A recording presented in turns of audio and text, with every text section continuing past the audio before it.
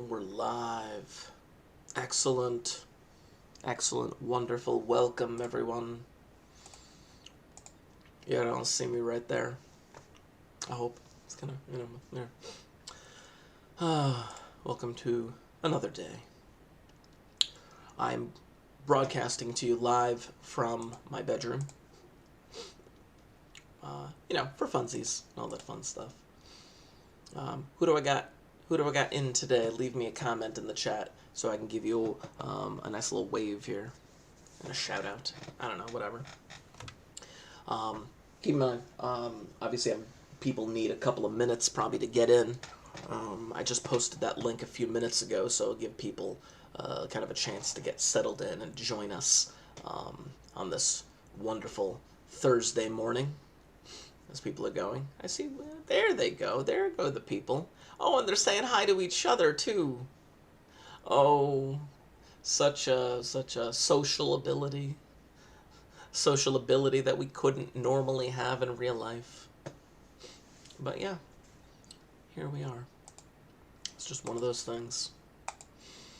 Anywho, I am going to be teaching today. I don't, unfortunately, have everything that I need, simply because, I'm not in my classroom. They gave us all the call. Last night about, canceling school. And then the teachers are like, well, what about our stuff? And then we got a call around like 7:30 last night, automated call from the principal, saying, it's 7:30, the school's going to be open until 8, in case you want to go run in and get something. Like, what? Man. See, well, you guys don't, well, some of you know, but some of you don't know. I actually have a better setup at home than I do at school. I have a much better live streaming setup right here in my bedroom than I do otherwise, Okay, this thing is dying on me. What is going on here? I should really charge this thing. What's going on? Oh, yeah. I'm going to plug that sucker in for a little bit. There we go. Hopefully that'll charge up. We'll see how it's going. Anyway, here's where we're at. I have my top-down camera right here. Let me see if I can focus that a little bit. It's probably not going to focus without the light there. Now I'll get the light back in a minute. But yeah, I'll put that light back in, and it'll be fine. And I'll be able to continue with what I need to do today. So first and foremost, I wanted to show you this. Yesterday, after our class, I went into Mr. Liston's classroom, and I demanded of him. And I said, hey, do this thing for me. And I told him, can you break this code? And the entire intent, like I talked about, let me see if this will actually work now. The entire intent was, if there was someone who, somebody who knew stuff about code breaking, and I told him, hey, this is a mono-alphabetic cipher. See what you can do. And I anticipated that he would be able to break it in less than 10 minutes. And he told me that altogether it took him about 7. And I was like, good. Good for him. Fantastic. Hello, people's joining. This is Mr. Liston cracking the code from the other day. So I thought that was really cool, though, because, again, all of the extra little things that, we've talked about, the word the word and, looking for repeated letters and whatnot, like, it threw him off the scent for a while.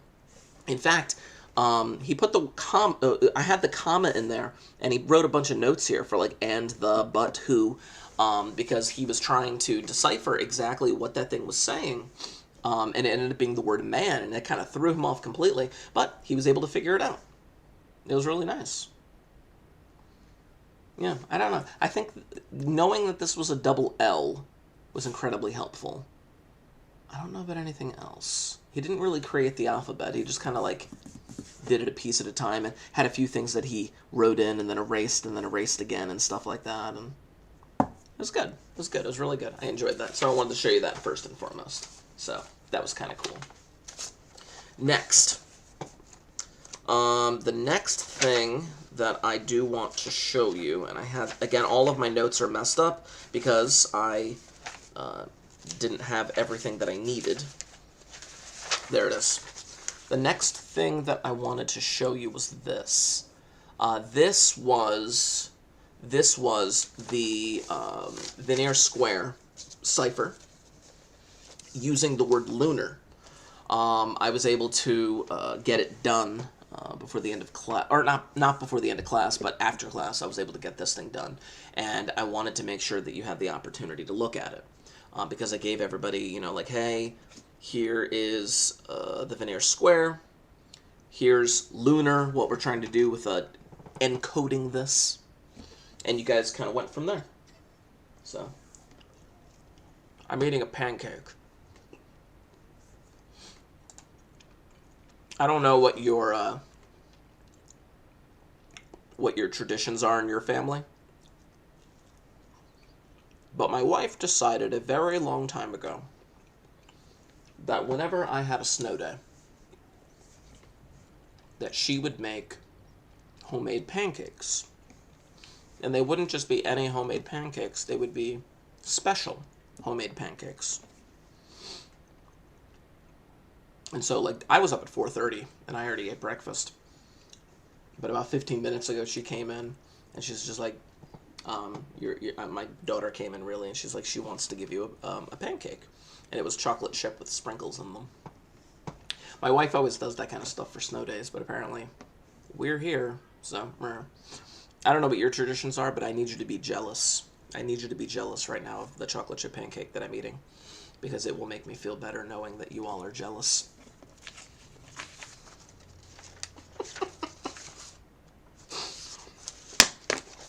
Anyway. Okay.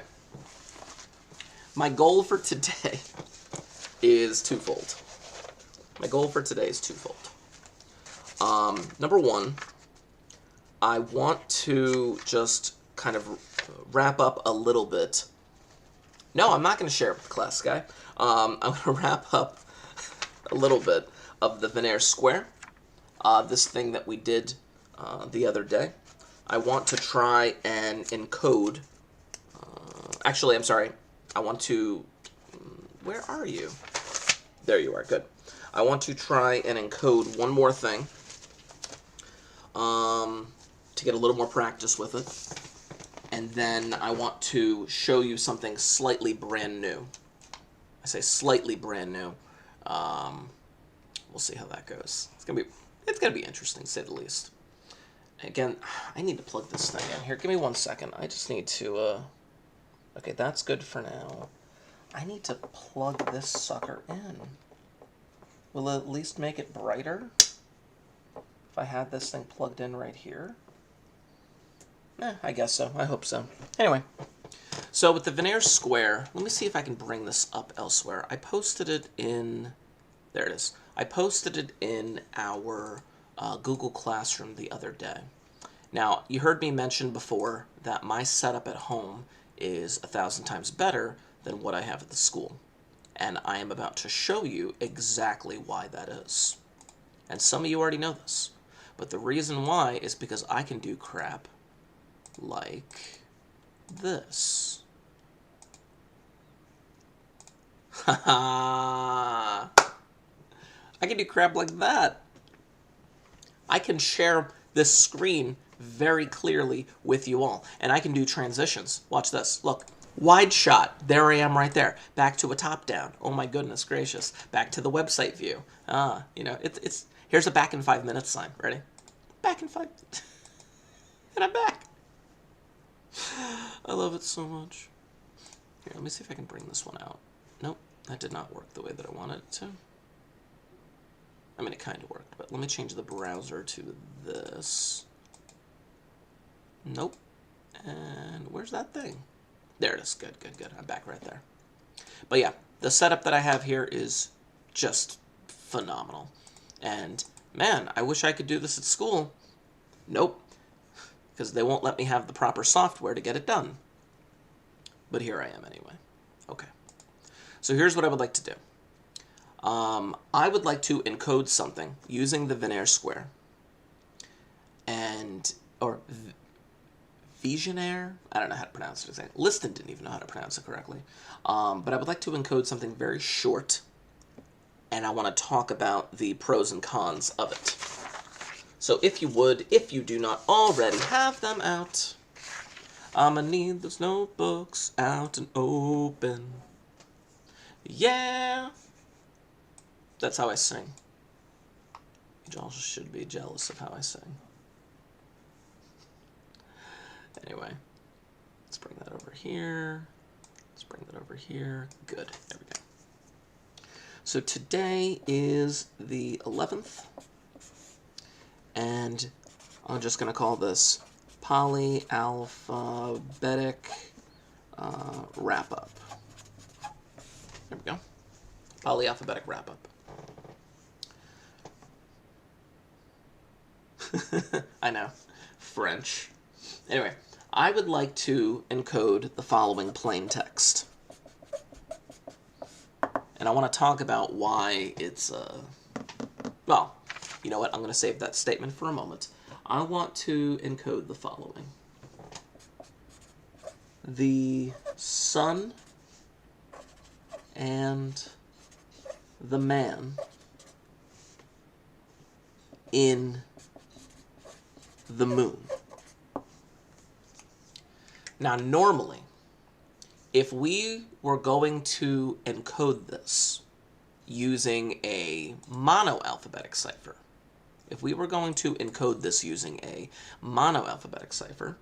then we would be in a little bit of trouble.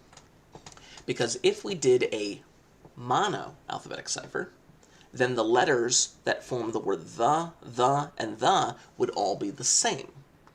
And it would give the code breaker a huge advantage in terms of, letter frequency, in terms of letters or words repeating and things of that nature. It'd give them a huge advantage. And they'd be able to go from there. But using a polyalphabetic cipher, we are able to encode the word the using slightly different letters. But, as always, there's a bit of a snafu. There's a little bit of a issue. And you'll see why in a moment. So the person who wanted to encode this, they wanted to use the keyword king. They wanted to use the keyword king. This is just what they decided to do. So, if we're going to do this Venaire square,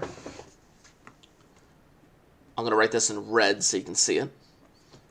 I would put the word king above each letter in the plain text, not skipping anything. I know I did that last time. I'll double check in a moment to make sure that I did it correctly. There we go. K-I-N-G, K-I-N-G, yeah. K-I-N-G, K-I-N-G, K-I-N-G, K-I-N-G. Good. Now, using the Venaire square, let me flip back over here. Click. There we go. Using the Venaire square, I would have to find the letter of plain text and then compare it to the appropriate row that I need to use in the word king. So you can see right here, K, I, N. Oh, you can't even see where I'm typing right now, actually. Hold on. Let's see if I can bring this up here. There we go. Now I'm on the screen. K, I, N, G. Those would be the rows that I would want to use. Can I write on this? Freehand tools? Oh, it'll let me. Okay, hold on, check it out. So watch, hold on. I would use this row. For K, I would use this row.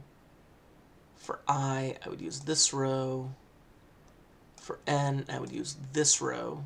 For G. That is super sweet that I could do that. I am very impressed with myself. I'm sorry, that was just really cool that I can do that. Anyway, so those 4 rows for K, A, and G. So first, let me look at row K, and let me go over to the plain text for T, and you can see right here, boom, there's the letter Z.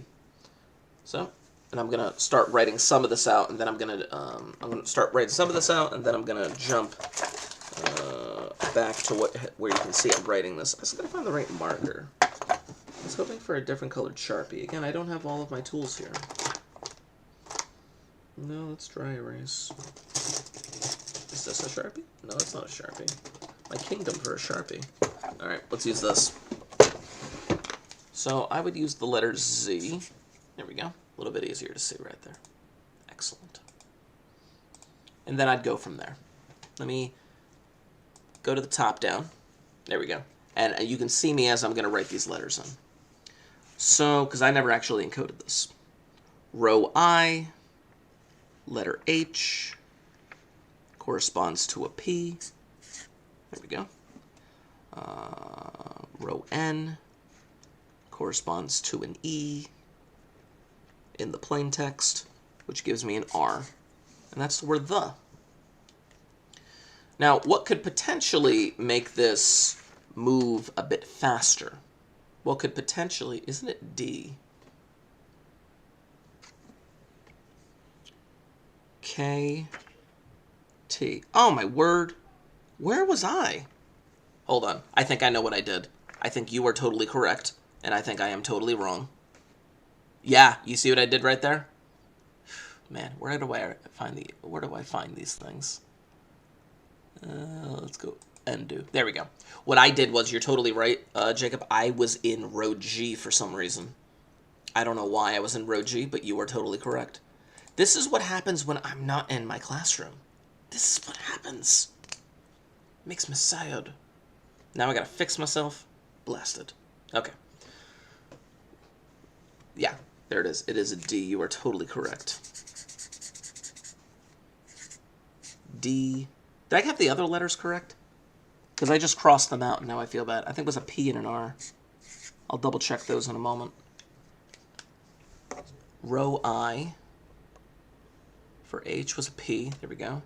Row N with an E was an R. Excellent. Okay. What could make this move a bit faster? And this is one of the strategies that I have for encoding.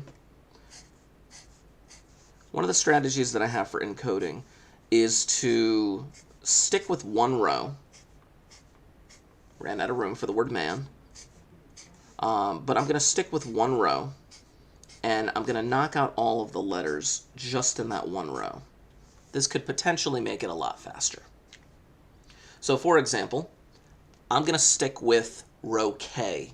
Row K, I did this wrong the first time, but row K for a moment. In row K, which is row 10 really, I'm going to go over to all of the letters. I'm going to go over to all the letters that have a K written above them, and I'm going to encode them real quick. And you can see how much faster this could potentially go. Make sure I got my marker set up correctly. There we go. So let's see. The U was an E, and then the D was an N, and in the word man, it was a W, and in the N, it was an X. There we go. And the M, oh, the M was a W again. Look at that. Yeah, that should work. Now, like I said, this could potentially make things move along a bit faster so that you're not changing from row to row all the time. Stick with one row and knock out all of the letters appropriately there, and we'll see what happens. So the next one I'm going to do, let's go with I, all of the I's. So if I go with the I right here, in the word sun, this should be a V. The letter T should be a B. In the word the, the sun and the, there we go, should be a B, and then the K, no, the G, I'm in the I. I can't even think today. In the, oh, it's a B again. In the, that's interesting. It did a B again. He feigns ignorance. And then for the O, it was a W. Huh, interesting. So I got like a WW there, but that's okay. Now, the reason why I feign ignorance right now is because of that word the. Look where I'm pointing. The word the, when I wrote out the word king over top of it, had ing on these two thes. And so far, you can clearly see that when I did the first letter, they ended up being the same. This is one of the faults of polyalphabetic ciphers. Because the longer the message, the more chances you have at potentially repeated letters that could potentially shine a light on how to decode it, if you suspected that it was a polyalphabetic cipher. Let me do all the N's. So let's see, this one right here, NA actually ends up being an N, and then NN ends up being an A, and then N. Did I totally skip it? Yeah, I totally skipped it. Sorry, I'm very distracted right now because my family's just outside the door. The sun and the... that should have been an A right here. There we go. No. I apologize. I am so distracted right now. It's been such a long, stinking morning, to say the least. NH would be a U. There we go. And then NN would be an A. And then NH would be a U again. And then NO would be a B. Now again, I see that BU situation. Let me see if I can actually finish this without making any more mistakes. And I do apologize. Let's see here. There's a Y. And then for the N right there, that should be a T. And then GE, that should be a K.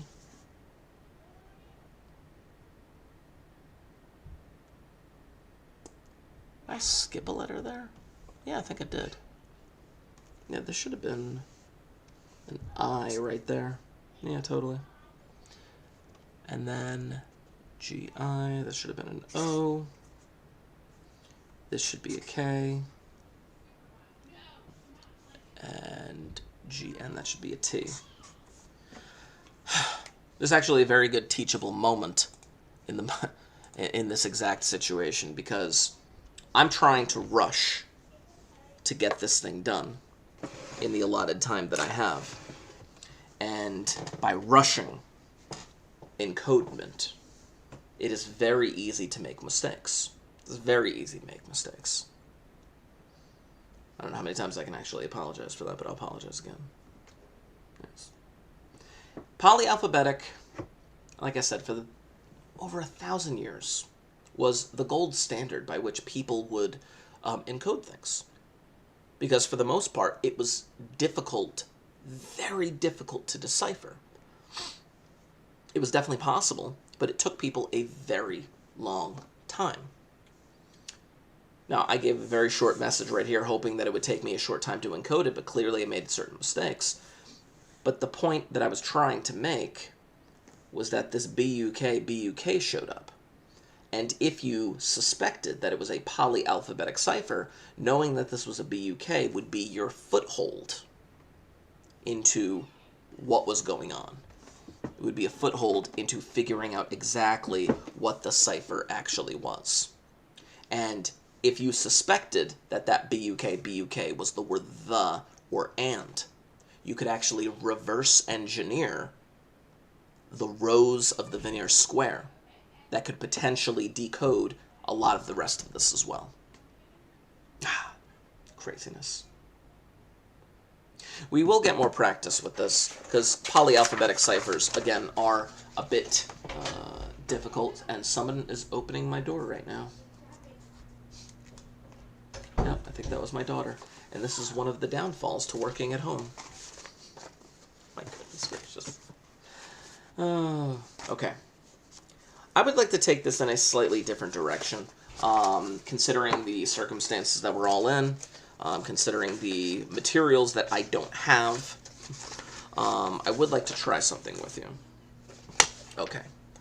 I want to put a message, a secret message per se, a secret message on this piece of paper. Now this is going to take us in a slightly different direction, and I'll give you the actual title of this in a little bit.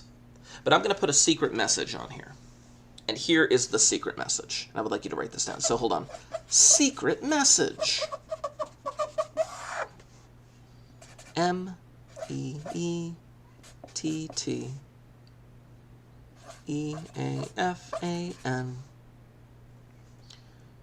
ETOII TTUNN MHNAE. Okay. I would like you to write that down. Secret message. Now here's the deal. What we've been working on for the past couple weeks has been known as substitution ciphers. Substitution ciphers are when you replace one letter with another letter. Simply put, monoalphabetic, polyalphabetic, Caesar ciphers, things of that nature. Caesar ciphers where you just shift things over. That's pretty straightforward. This is not a substitution cipher. This letter M does not stand for another letter M. This letter M is the letter M. What I've done in a very systematic way is I've taken my original plain text and I have applied what is known as a transposition cipher. I have applied a transposition cipher. Now this transposition cipher basically is telling you that all of these letters actually are the message. This is the message. But I have scrambled them in a very specific way. Now, I have not scrambled them randomly. I have scrambled them very, very precisely. Now, if I left you with this, and I left you with those instructions, hey, I've scrambled these in a very specific way, perhaps you would be able to decipher this. You okay? Yeah. Okay. More people coming in the room. Eating my chocolate chip pancake. It's just a really good pancake. I'm chewing.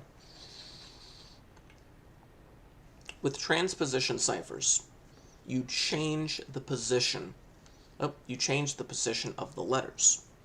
And when you change the position of the letters, you conceal the original intent of the message. Now, I will tell you that what was used to scramble this message, is what is known as a columnar transposition.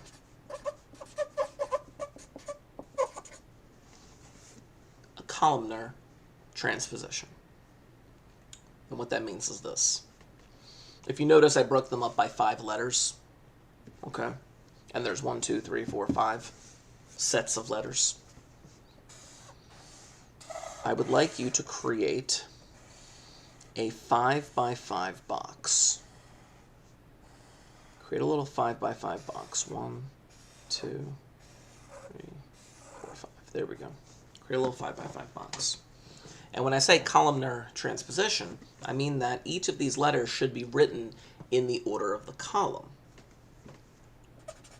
M-E-E-T-T E-A-F-A-N E-T-O-I-I T-T-U-N-N M-H-N-A-E.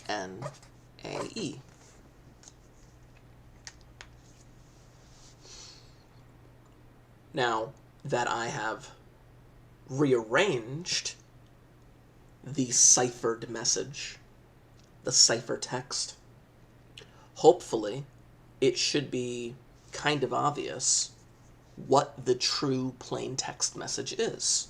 Watch. Meet me at the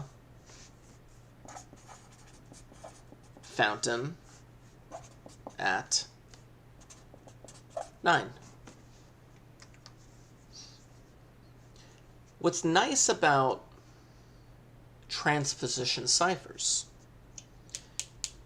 is that you don't have to figure out an alphabet, you just have to recognize what the heck is it that they did in order to rearrange all the letters. It's kind of nice. Now, as with any secret message in cryptology, there is an algorithm and there is a key. The algorithm for deciphering this and enciphering this was to use columns. The key was knowing that each column was 5 letters long. That was the key. There always is a key and a lock. The key has to be used in a precise way along with the lock, or the algorithm, I should say. This is a columnar transposition. It's kind of weird, I know. But that's the way that these things go. So, let me give you another one. I want you to write it down first. And I want to see if you can't... Well, no, I'll be nice. I'll be nice. I will try to be nice, actually. I don't want, you know, what's the word I'm looking for? Where did my other paper go? I don't want a riot on my hands or something like that. So I'm going to give you the ciphertext, and I'm going to give you the key, and I'm going to have you figure this out.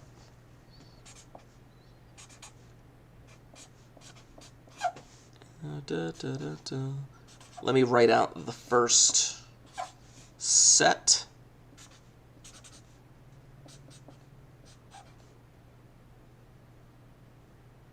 Let me double check this. ANYLDTRTIO LMHKM GUFEE. I know it's too early, but whatever. XIHWI IPXDT INNAX. These aren't written with spaces in mind. It really should just be one continuous string of letters, which is what you would get. I'm just double checking that all my letters are correct. Boom.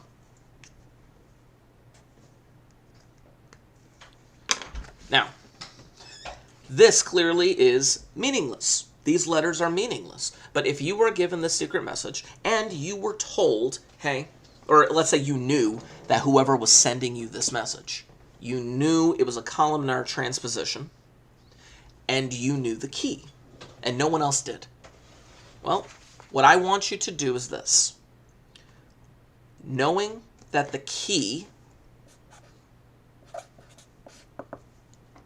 is 7, knowing that the key is 7, and knowing that the algorithm is a columnar cipher, I want you to begin writing these letters in columns, and I'll get you started. 1, 2, 3, 4, 5, 6, 7. I'll get you started. ANYLDTR. Now I still have more letters. which means I'm going to create another column.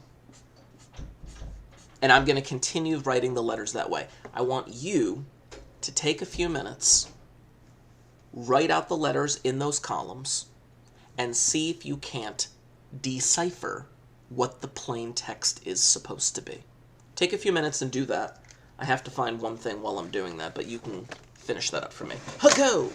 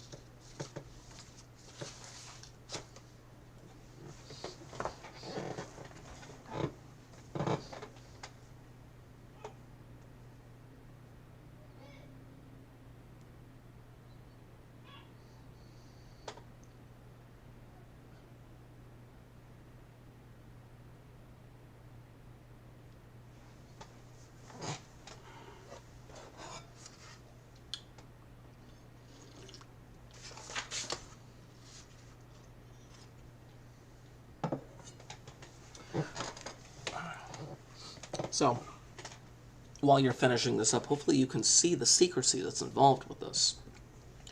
If you just saw this string of letters, normally you'd be like, what the heck is this? People just like kind of typing on a keyboard is what it feels like. But this is a transposition cipher, meaning each letter does represent what it says. The A is an A, the N is an N, the Y is a Y. However, the meaning of said message is hidden by the fact that an algorithm, the columnar transposition, was applied to it using a key of 7. So let me continue with this. DTR, TIOLM, HK. Gotta keep going with this. Got an M, G, U, F, E, E, X, I, H, W, I, P, X. Huh. Something going on with those X's. D, T, I, N, N, A, X. Cool. So what is the message? The message is, at midnight, you will find me in the park XXX. Huh. Was it just a bunch of kisses at the end? Actually, no. It was not just a bunch of kisses at the end. Those X's were placed strategically in order to fill out the columns. Because the way that the person would write out the message is they would first decide to themselves how many columns they actually wanted to have. And in this case, they decided they wanted to do 5 columns. So they began writing out the message. And when they got to the end here, they realized, I need to fill out those remaining 3 spaces. And typically, we filled out those remaining 3 spaces with, well, letters that bear no consequence on the message whatsoever. They could be any letter you want, technically. You don't want to make them a symbol You want to make them a letter. Maybe you can make them all A's or make them all T's or whatever, but in this case, the person made them all X's to kind of fill that out.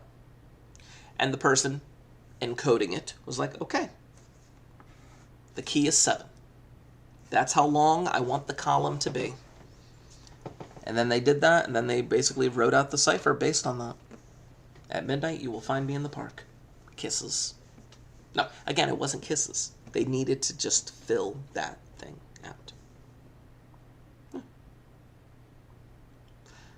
Now, this is columnar transposition.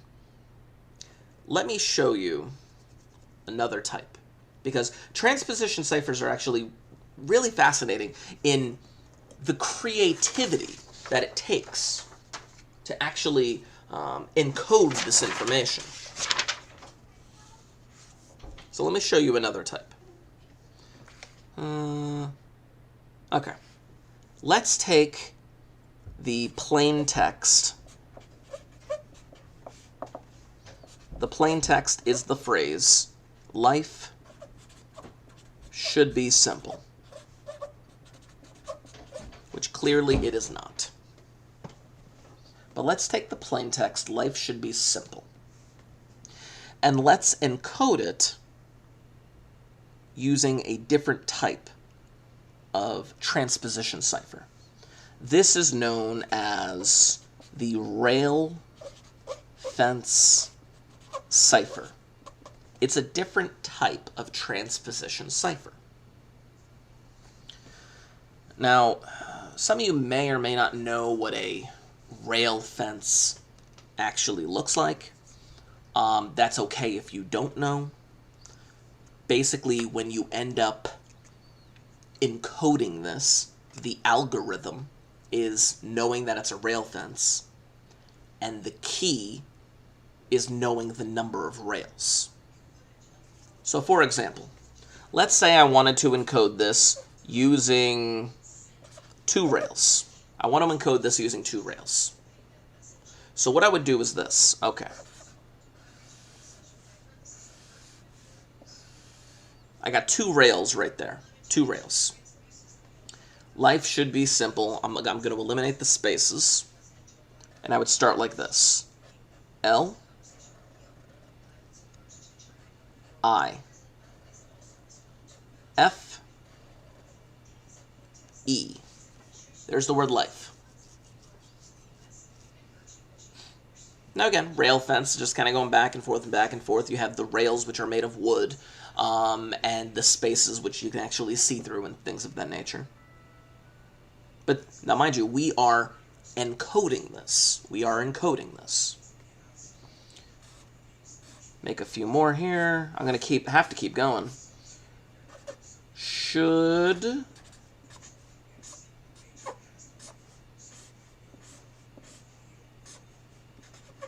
be.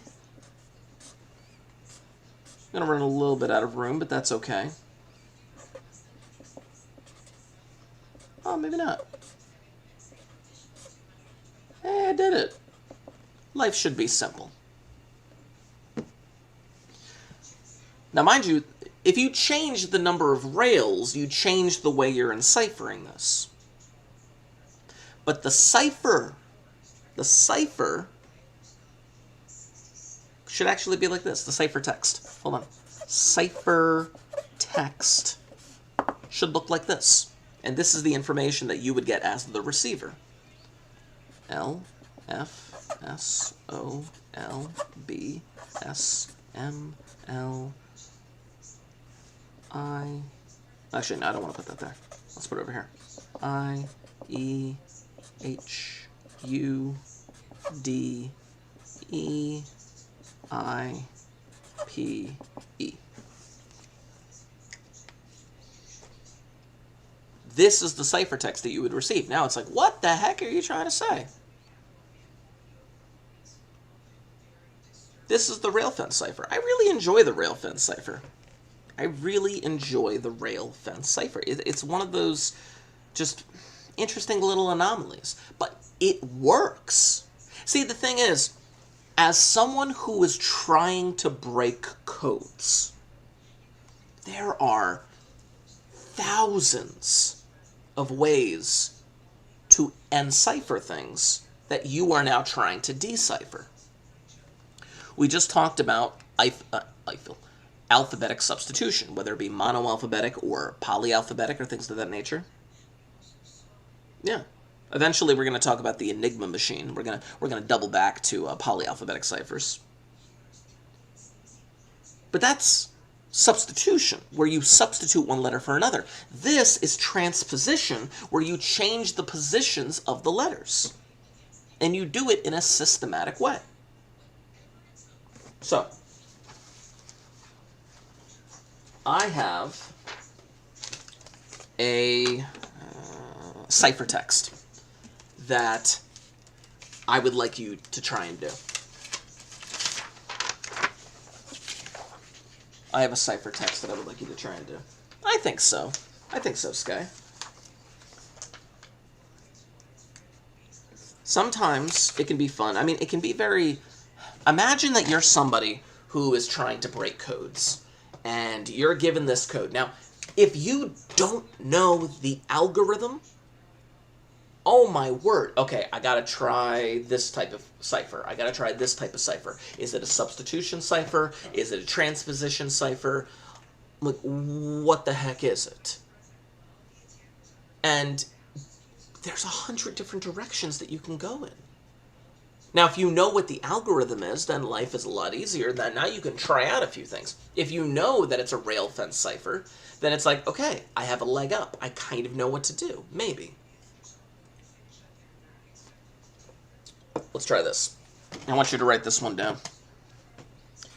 WECRLTEFEREAOCAIVDEN.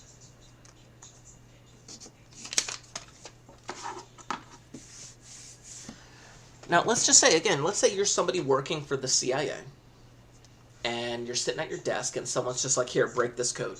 We just intercepted this. This was a message coming out of Canada, and you're like, ooh, Canada, you know? And you're like, we got to break this code. We got to break this code before it's too late. Okay, well, what do I do? Well, I don't know. You got to figure it out. Okay.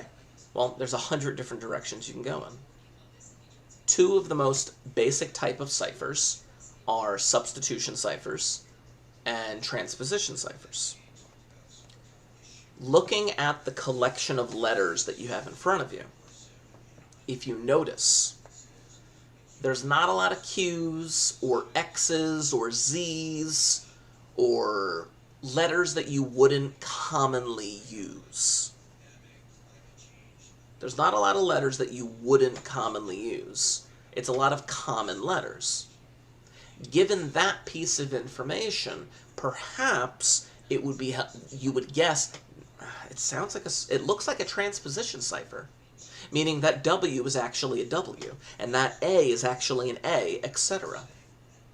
If the letters were a bit more obscure, using, U's and Q's and Z's and X's and things of that nature, then perhaps you'd be like, well, perhaps it's a substitution cipher. It really depends. It really depends. The people who are trying to hide their messages are doing it in such a way because they don't want to be discovered. They don't want to be discovered. They don't want to be found out. Their information is valuable, so they're going to do everything in their power to hide that information from you. Well, knowing that this is a rail fence cipher, we need to know, well, that's the algorithm. Now, hold on, let me just do this. The algorithm is rail fence. What's the key? In cryptology, there's an algorithm and there's a key. We need to know what the key is. So, you receive this, and you try out a few different keys, let's say. I don't know. Now, a couple of things you need to know. there are, and I counted them up already, there are 25 letters. There are 25 letters. And you discover somebody died to get this information, let's say, you know, I don't know. Let's say they died to give you this information. But they found out that the key was 3. There are 3 rails. There are 3 rails. Okay? Knowing that there are 3 rails, you create the 3 rails, but you don't exactly know how far out to go. Watch what I'm about to do. There are 25 letters. I counted them. 25. Watch this. 1, 2. Notice how I'm marking them. 3,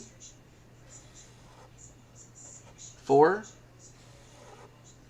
5. This is how the rail fence would have been encoded in the first place. Our job right now is to try and decode it. So let me just try and do this real quick. I'm going to try and create a bunch of these. I'm going to make them small enough because I got to count up to 25. I got to count up to 25 here.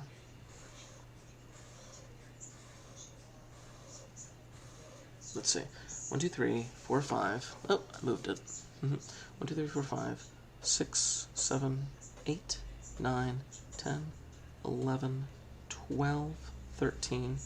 I am so going to run out of room here. Yeah, I'm going to run out of room. Let me get another piece of paper. Because I got to get up to 25 for the 25 letters. Let's try this over here then. Same deal. Somebody died to get me this information. You don't know how many droids perished. Let me create this because I got to count up to 25 here. Make them a bit smaller. The only key that you know is that there are 3 rails. And you know it's a rail fence. So 1, 2, 3, 4. I really hope this works. Because I don't feel like going to another piece of paper. 5, 6, 7, 8, 9, 10, 11, 12, 13, 14, 15. Am I going to run out of room again, dude? Alright, I'll just have to continue it on the next one. 1, 2, 3, 4, 5, 6, 7, 8, 9, 10, 11, 12, 13, 14, 15, 16, yeah, 17, yeah, 18, 19. I'll have to continue it down here.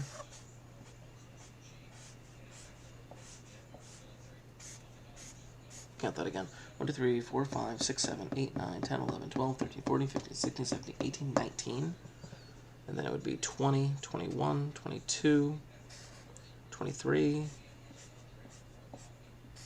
24, 25. There we go. Now, in order to decipher it, I'm going to take all of those letters, and I'm going to, knowing the algorithm for rail fence, W, E, C, R, L, T, E. Now again, notice how I wrote out those first few letters. I'm only putting them in the boxes that I've marked off because I had to count off 25 letters. I had to count off 25 letters. W, E, C, R, L, T, E. And then I go to the next rail. E, R, D, S, O, E, E, F, E, A, O, C. I finished the second rail. Let's go to the third rail. A, I, V, D, E, N. This is the rail fence. Watch. We are discovered. Flee at once.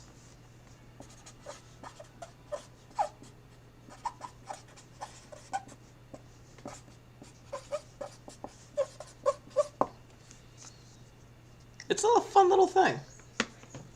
But again, if you encode using this algorithm, whoever you're sending it to needs to know the algorithm and the key. Well, either you have to have agreed upon the algorithm and the key beforehand, or you're kind of screwed if they don't know the algorithm and the key. I mean, even if, let's say they know the algorithm. If you know the algorithm, you can try out a few different things. You could try out, knowing it's 25 letters, you could try 2 rails, 3 rails, 4 rails, and see which one actually gives you a true message. Yeah. I love this kind of stuff. So, we are going to be, no pun intended, transitioning to transposition ciphers. Now, that isn't to say that we're going to leave substitution behind. In fact, not today, because I haven't been able to finish everything because, well, I was supposed to finish it today at work, but I'm not at work, I'm at home. But I am going to be assigning you a substitution project of sorts. But I am going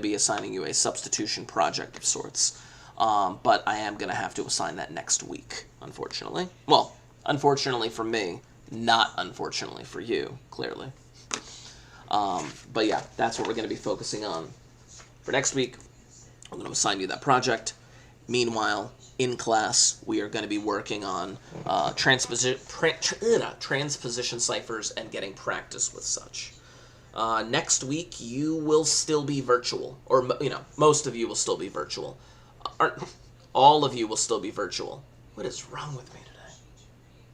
I don't even know. But yeah, and then the week after, you guys, well, most of you will be back, and then the rest of you will still be virtual. So, it's been a day, man. It's like snow just messes with you. Look at that stuff outside. Snow just messes with you all the time, man. I gotta go out and shovel in a little bit, but I still have to teach. Anyway, hope you guys have a wonderful day. Go frolic in the snow for me. Let me check one little thing here. Yes. Okay, good. Yeah, I was just double checking. You had the cryptograph paragraph due the other day, and I am going to be assigning you that project next week. So, okay, I'm just trying to keep track of the little things that I'm assigning you. Yeah, anyway, I'm going to sign off. You guys have a wonderful morning, and we will see you on Monday. So, yay! Bye-bye, everyone. Bye-bye. See you later. Bye-bye. I'm going to sign off now. Bye-bye. Everyone take your things with you. Bye-bye. Go home. Leave my house.